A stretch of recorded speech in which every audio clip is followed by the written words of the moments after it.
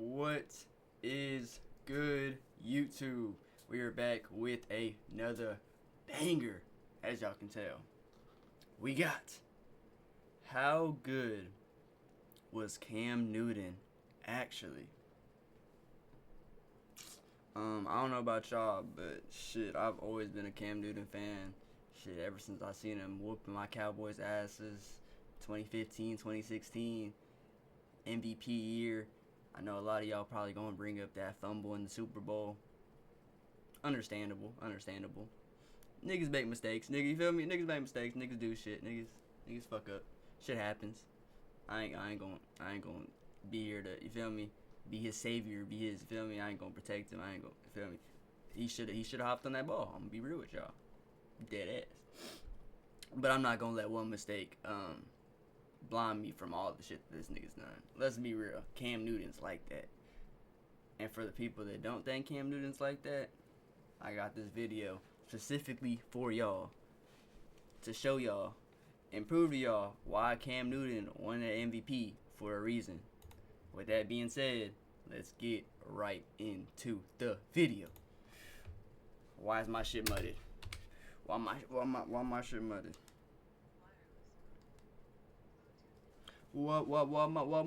shit mudded? My shit's still mudded. One second. And we are back in that mode. NFL history, Cam Newton is the only QB in NFL history with over 30,000 passing yards and 5,000 rushing yards. Nigga. He holds the record for the most rushing touchdowns by a quarterback. And in his MVP season, he led the Panthers to a 15-1 record while accounting for 4. Like, let's be real, bro. The Panthers. What nigga is doing that with the, like, bro, the Panther squad was cool that year, but let's be real, it wasn't that cool. It wasn't like they had CMC when he was in his prime. It's not like they had Steve Smith when he was in his prime. It's not like that. No, I'm telling you, like, Cam Newton was really that guy. 45 y'all gonna see. Let me At stop his yapping. peak, Y'all he gonna was see. unstoppable. But just a few years Y'all later, gonna see. everything fell apart. Injuries, scheme changes, and questionable coaching decisions turned a league MVP into a quarterback teams didn't even want to sign. Some say his physical play style made him destined to burn out, while others argue he never had the right supporting cast to reach his full potential. So how good? That's a good take. That's a good take. What do y'all think, bro? If Cam Newton were to go to motherfucking, let's see, 2015, around 2015, if this motherfucker Cam Newton was to be on the Rams, or to be on the Seahawks, or to be on the I don't even want to put this in the air, but let's just put this in the air. What if Cam Newton would have got drafted to the Patriots? Hey, I know that's a crazy idea, that's a crazy take, but bro, what if Cam Newton would have got drafted to the Kansas City Chiefs and been the new Patrick Mahomes? I ain't gonna lie, that would have been, I would pay to see that. I would pay to see that, to go back in time, run it all back, and you switch Cam Newton and Patrick Mahomes, like, their whole everything they've done, everything. Switch their whole chapter of life. I ain't gonna lie, I'd be Good was interested. Cam Newton actually? Because you got to think about it. If Cam Newton was on a good team, let's go back to Westlake High School in Atlanta, where Cam's football career took off. His father, Cecil Newton Sr., played safety in college, and his older brother, Cecil Jr., made it to the NFL as an offensive lineman. But even in a football household, Cam Sr., his father, Cecil Newton Sr., played safety in college, and his older brother, Cecil Jr., made it to the NFL as an offensive lineman. But even in a football household, Cam stood out. By the time he entered high school, he was already 6'4", 230 pounds, and built like a star linebacker. But he always wanted to play quarterback. As a 16-year-old junior, he threw for 2,500 yards with 23 touchdowns, while adding 638 rushing yards and 9 more scores, leading his team to a state championship. He had a rocket arm, elite speed, and a swagger that made him must-see football on Friday nights. But it wasn't just the stats that made him special. It was how... Bro, imagine You warming up, bro. You already don't even really want to be on the field for real, bro. And then you look over on the other side of the field, right? And you see this nigga Cam Newton warming up, right? And you see he's a big motherfucker, right? But you just thinking, oh, that's probably like their D lineman, nigga, their linebacker or something, right? Cool, whatever. It's a big motherfucker. We gonna have to play against him. Cool. And then 10 minutes later, out of practice, you start seeing this motherfucker. 60-yard bombs. 60-yard bombs in pregame, bruh. I'm petrified. I'm petrified if I'm the safety, if I'm the bruh. You gonna have to see that nigga all game. How he played. Defenders bounced off him like he was a running back. In high he school, could flick the ball 50 yards throwing that downfield with bitch ease. too. And when the game was on the line, he took triple over. coverage. And by the end of his high school career, Rivals.com rated Newton a 5-star prospect and the #2 dual-threat QB in the nation. Hey. With his talent, every major college. The number Tyrod Taylor. Okay. I can respect that. Who are these other people? Keith Nickel, Willie Korn, Stephen Garcia, Aaron Corp. That's what I be trying to tell people. Like, bro, you could be ranked, you could be all this other shit, you could be whatever. Bro, that does not mean you are going to go to the NFL. I be trying to tell motherfuckers, bro. Because all these people below Cam Newton, I'm not trying to be disrespectful. I'm not trying to, obviously, these motherfuckers went with sports higher than I could have went. You feel me? No, you feel me? I'm not trying to be on no weird shit. I'm being dead ass. Can y'all be honest with me and say y'all know where the people in the bottom 4 are right now? I'm gonna be completely honest. I don't know the bottom 4 people. That's what I be trying to tell people, bro. Just because you are ranked, just because you have all this rah does not mean you will get drafted, bro.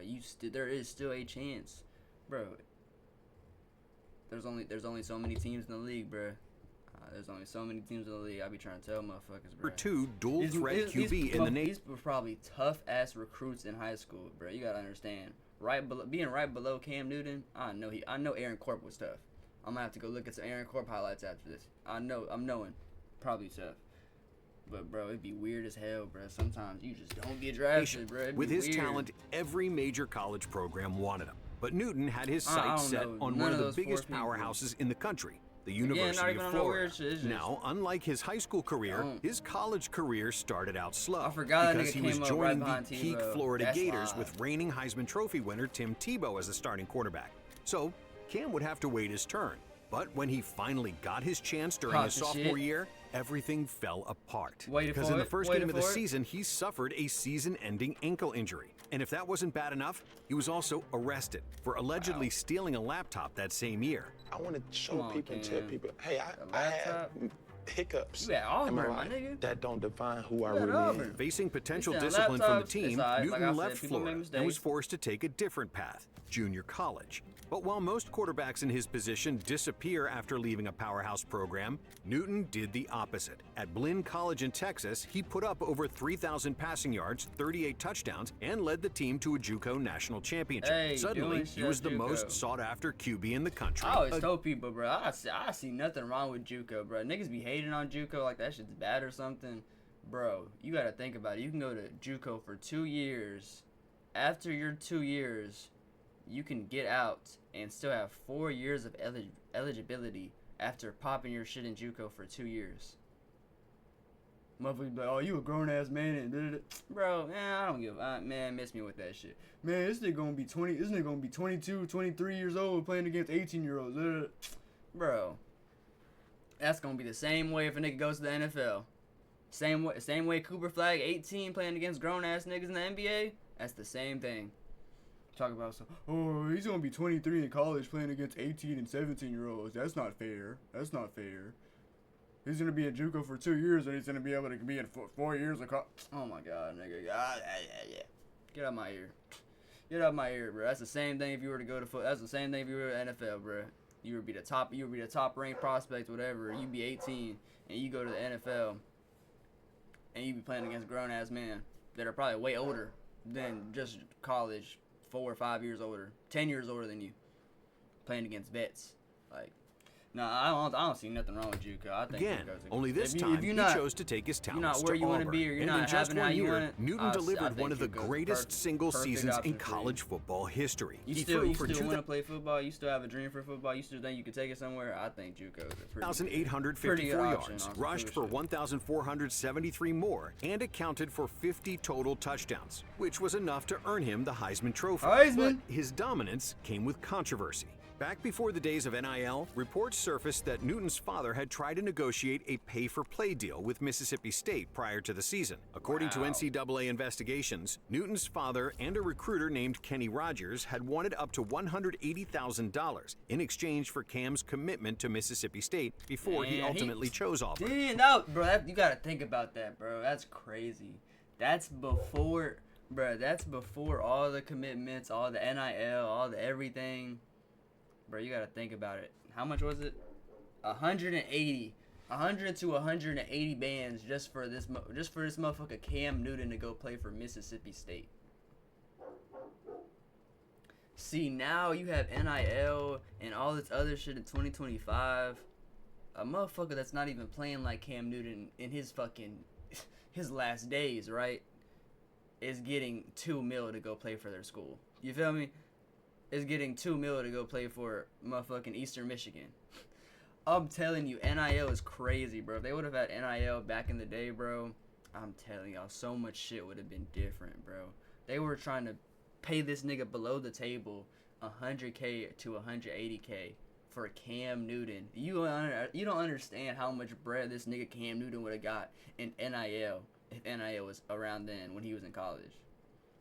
It'd be so crazy to think about. In exchange for Cam's commitment to Mississippi State before he ultimately chose Auburn. My father was slandered in the media. It was I'd be tight if I was devastating for me. I mean, So now, obviously, it's everyone over, questioned it's whether done. Auburn You made a don't wanna hate similar on the younger offer, people though coming no up, but it's evidence just was like, ever damn, found. bro, I'd Every be- week, media I'd be speculation mad, grew. low-key. Some fans and analysts were Getting worried paid that up Auburn's dog shit when you storybook 17, season would be 18, ruined. Others argued that college, Newton's popping your Heisman shit, living Trophy your should be life, revoked. bruh. Still, I can none of it imagine. could stop him. He ultimately carried Auburn to a 14-0 record and led the Tigers to a Blew national through 'em. championship Blew victory. through 'em. In 1 year, he went from junior college exile to the best player in the country. And popping with the the shit number at 1 Auburn pick in the State. 2011 NFL Draft, the Carolina Panthers made it official. Cam Newton was the future of the league. But there were doubts. Many questioned if his run-heavy college style would work in the NFL, and others were concerned that he only played one real season of Division I football. So it was time for Newton to put up or shut up.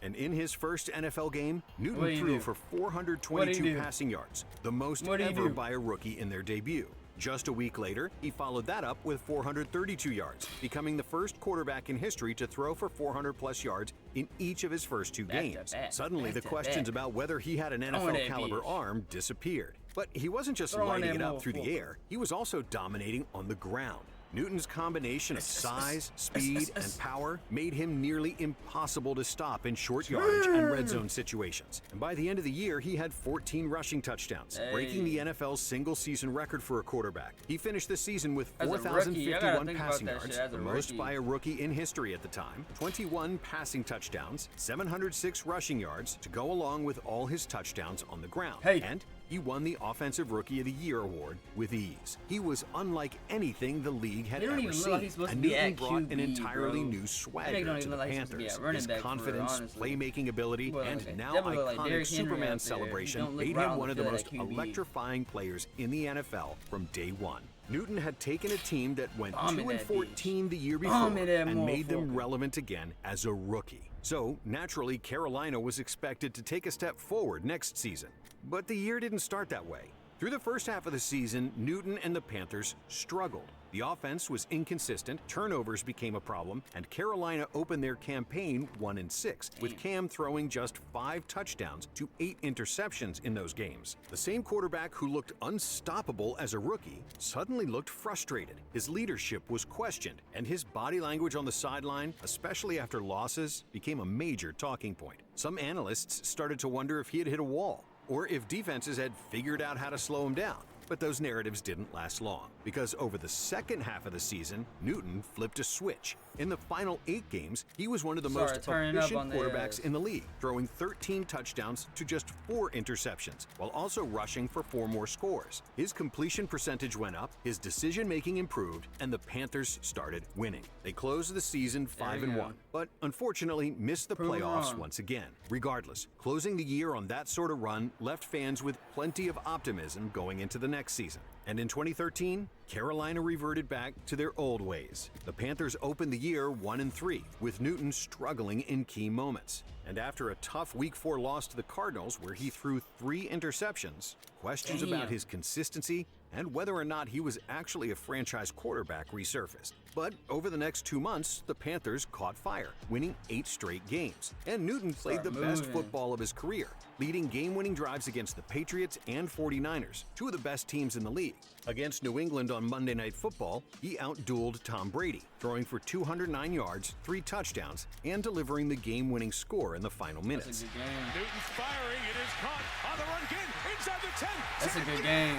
He finished that season with 3,379 passing yards and 24 passing touchdowns. But it wasn't just his arm. Newton's mobility continued to be a nightmare for defenses, as he racked up 585 rushing yards and 6 touchdowns on the ground. But more importantly, he became a true leader, carrying the Panthers to an NFC South title with a 12-4 record. And for the first time since 2008, Carolina made the playoffs. They lost in the divisional round, but it looked like at last the Panthers had arrived. Or so we thought. Before the 2014 season even began, Newton underwent surgery for an ankle injury that had bothered him for years. I'm glad that it happened.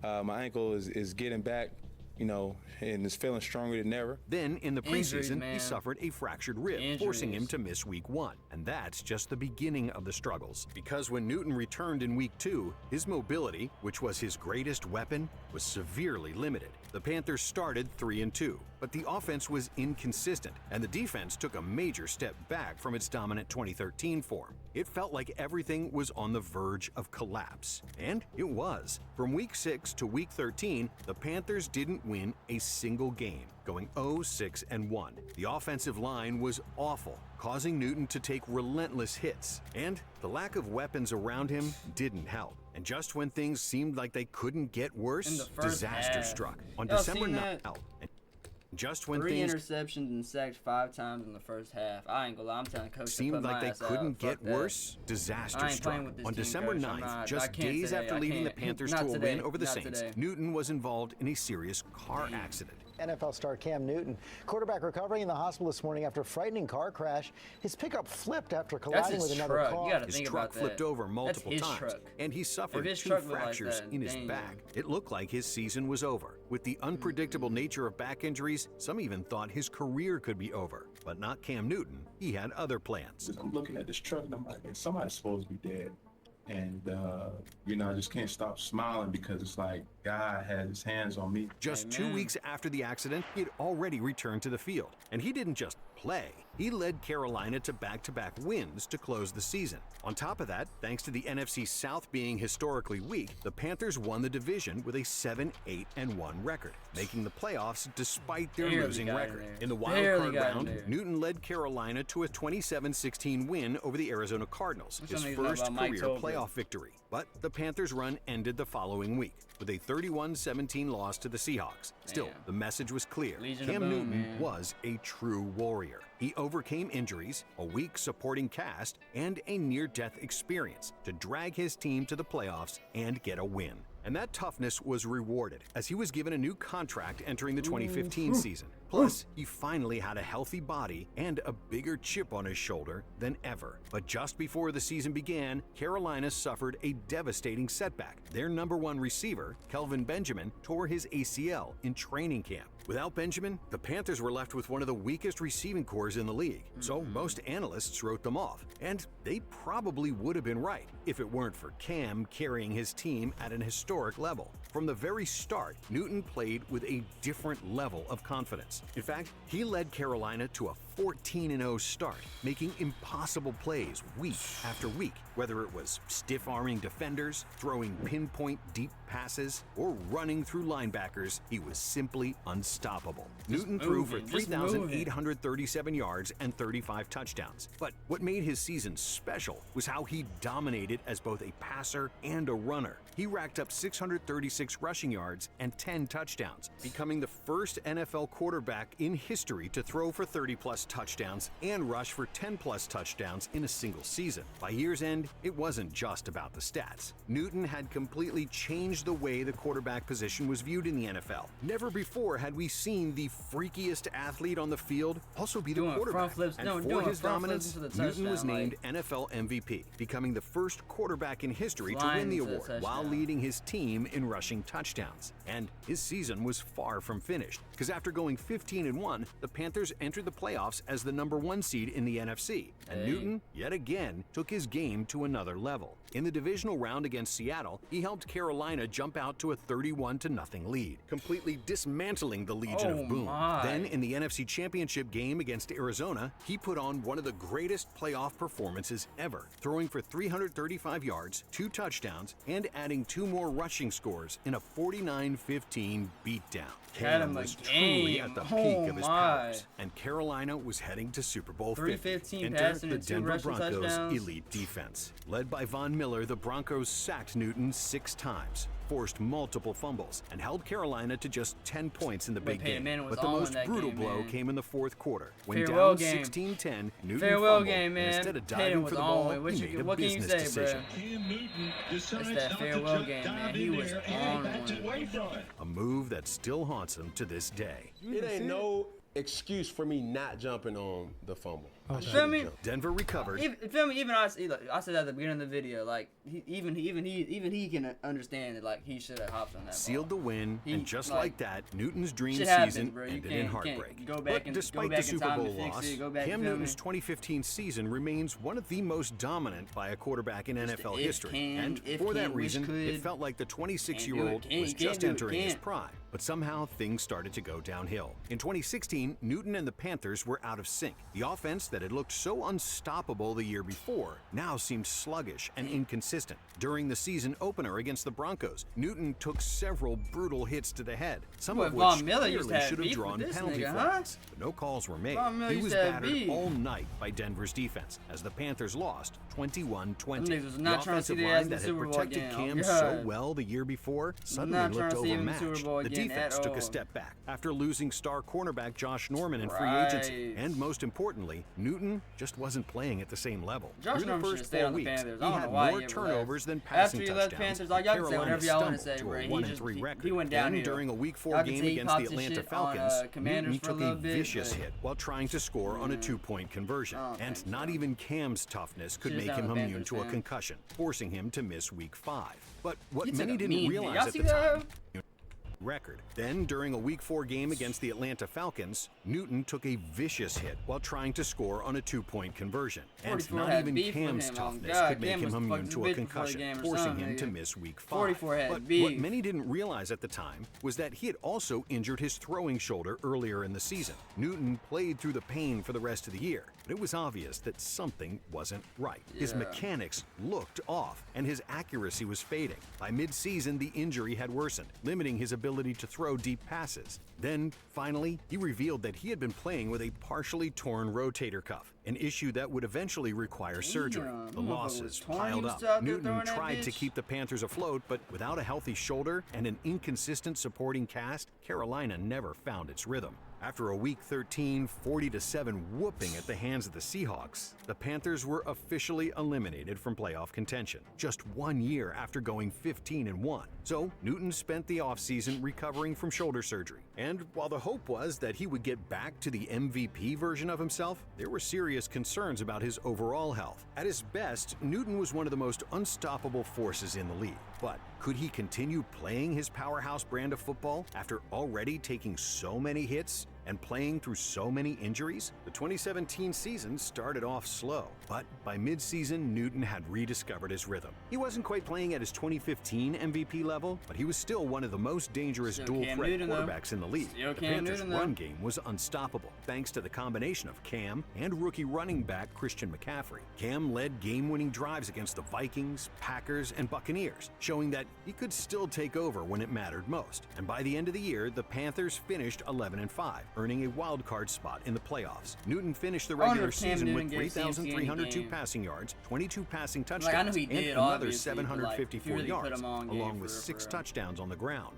In their wild card matchup with the New Orleans Saints, Carolina trailed 31-19 late in the fourth quarter, but Newton refused to go down without a fight. He threw for 349 yards and 2 touchdowns, nearly leading a miraculous comeback before the Panthers fell just short, losing 31-26. But even in defeat, Cam's performance reminded everyone that he was still special. That said, by the end of the season, he was once again dealing with shoulder soreness and limited throwing power, a problem that would only grow worse in the coming years. In 2018, Newton came out on fire. He looked more accurate, was making quicker reads, and was completing passes at a career-high rate. The Panthers started 6-2, and Cam was playing some of the best football of his career. Carolina's offense was clicking. Christian McCaffrey was emerging as a superstar, and Cam himself was spreading the ball around efficiently. But then everything fell apart. In Week 10 against the Steelers, Newton took a crushing hit from T.J. Watt while throwing, and the shoulder that had been a lingering problem throughout his career was never the same. Over the next 7 games, Newton's arm strength vanished. His deep passes lost velocity, and he struggled to push the ball downfield. His accuracy dropped, and the Panthers collapsed. After starting 6-2, they lost 7 straight games, falling completely out of playoff contention. Cam fought through the pain, but it was clear that something was seriously wrong.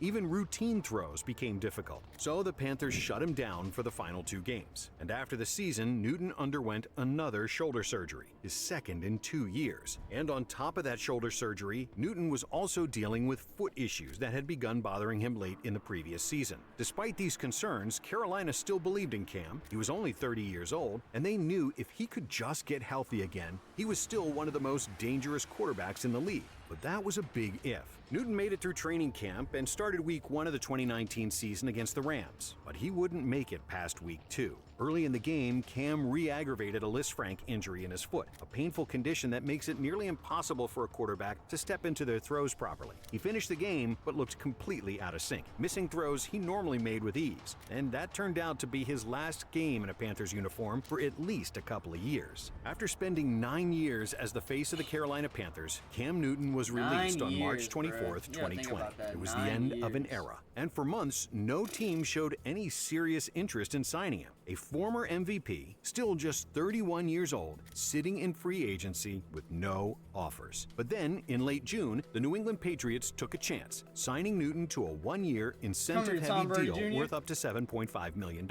With Tom Brady gone, the Patriots needed a quarterback, and Cam needed a fresh start. It seemed like the perfect match. Despite joining the team late in the offseason and dealing with the challenges of a COVID-restricted training camp, Newton won the starting job over Jarrett Stidham and Brian Hoyer. And in Week 1 against Miami, he made an immediate impact, rushing for 75 yards and 2 touchdowns in a 21-11 Patriots win. In Week 2 against Seattle, he nearly pulled off a legendary comeback, throwing for 397 yards and a touchdown, while adding 2 more scores on the ground. On the final play, with the Patriots down by 5 on the 1-yard line, Newton attempted to power into the end zone, but was stuffed by the Seahawks defense. But despite the loss, Cam looked fantastic, and many believed Super Cam was back. Through the first 3 weeks, New England was 2-1, and Newton was playing some of his best football in years. He looked comfortable in Bill Belichick's system, leading a run-heavy offense that played to his strengths. But just as things were clicking, they once again fell apart. In early October, Newton tested positive for COVID-19 and was forced to miss Week 4 against the Chiefs. And without him, the Patriots' offense was awful. Then when Cam returned in Week 6, something was off. His timing, decision-making, and throwing mechanics all looked worse. Whether it was a lack of practice, the lingering effects of COVID, or just a regression, he struggled. badly. Over his next 4 games, Newton threw 0 touchdowns and 5 interceptions, and the Pats went 1-3 during that stretch. The once promising season was slipping away. The Patriots missed the playoffs for the first time since 2008, finishing 7-9. And by the end of the year, it was clear Newton wasn't the long-term answer in New England. So once again, Cam was a free agent. And once again, it seemed no one wanted him. At 32 years old, it looked as if his days as a starting quarterback were behind him. But then, in early November, a shocking opportunity opened up. In Week 9 of the 2021 season, the Carolina Panthers were struggling. Their starting quarterback, Sam Darnold, had suffered a fractured shoulder. And with no clear replacement, the team reached out to Cam. And on his very first snap, he ran for a touchdown. The Panthers blew out the Cardinals 34-10.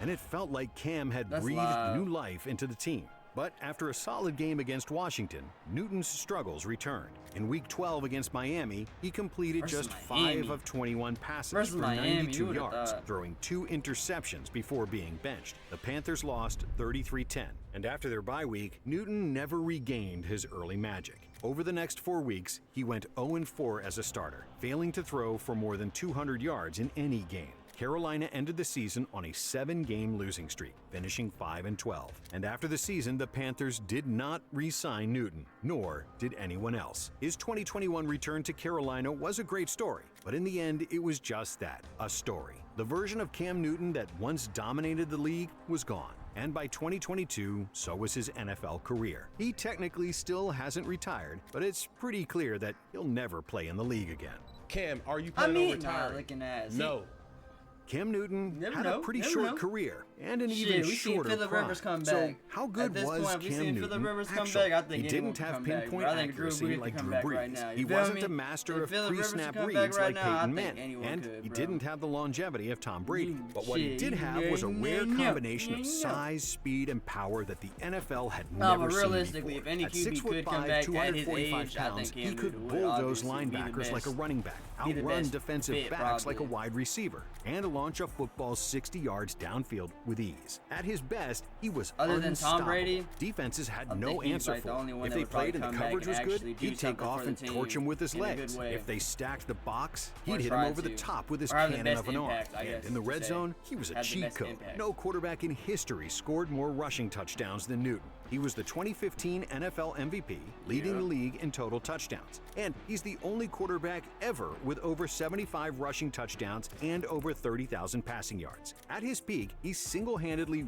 willed the Panthers to a Super Bowl appearance. But his impact goes far beyond the surface level. He helped revolutionize the quarterback position, paving the way for guys like Lamar Jackson, Jalen Hurts, and Jaden Daniels. And that's how good Cam Newton was, actually. Hey, if you enjoyed this video, stick... Hey, good video, I will say that, Hey, good video, low key, I like that one, I ain't gonna lie, that was a good video. Hey, so to all the Cam Newton haters that be on that, hey, Cam Newton wasn't Cam Newton, hey, Cam Newton need to shut the fuck up on that podcast, he be yapping too much, you don't know what the fuck he be talking about. Hey, you still feel that same way after watching this video? You still feel the exact same way after watching that video? If you do, shit, you a dumbass. I ain't gonna lie. Cam Newton is that guy. You're crazier than a bitch if you think Cam Newton is not that guy. You feel me? Like I said, that is the end of the video. If y'all enjoyed this video, make sure y'all like, comment, and subscribe. I appreciate y'all for all the support y'all been showing, man. Yeah, I appreciate y'all for all the support y'all been showing, man. On the road to 500. After we get to 500 subs, man, I'm telling y'all, the videos are gonna be coming. They're gonna be coming so much more faster. I promise you, fam. I promise you. But with that being said, bruh, I don't really have any much else to say. Like I said, make sure you like, comment, and subscribe. Let me know down in the comment section any other football videos like this, reactions, whatever, highlights, specific highlights y'all would like me to react to. I'm always down to, check it out, look and see. On that note, I'm gonna fuck with y'all when I fuck with y'all. Wake up tomorrow. Don't bullshit. If no one's gonna do it, oh fuck. If anyone's gonna do it, fuck. Damn it. If you're not gonna do it, then who will? Stop bullshitting. Stop saying you're gonna do it tomorrow. Stop saying you're gonna do it the next week. Stop saying you're gonna do it next month. Fam, start today. Alright? Alright. I'm gonna see you tomorrow, right? Oh, I actually watched the next video. You might as well just watch the next video, cause like, you already here. We already like just, we pretty much just talking. We pretty much just like besties at this point. You might as well just help a nigga out. Watch that next video. Appreciate it, bro. Appreciate it. You still here, nigga?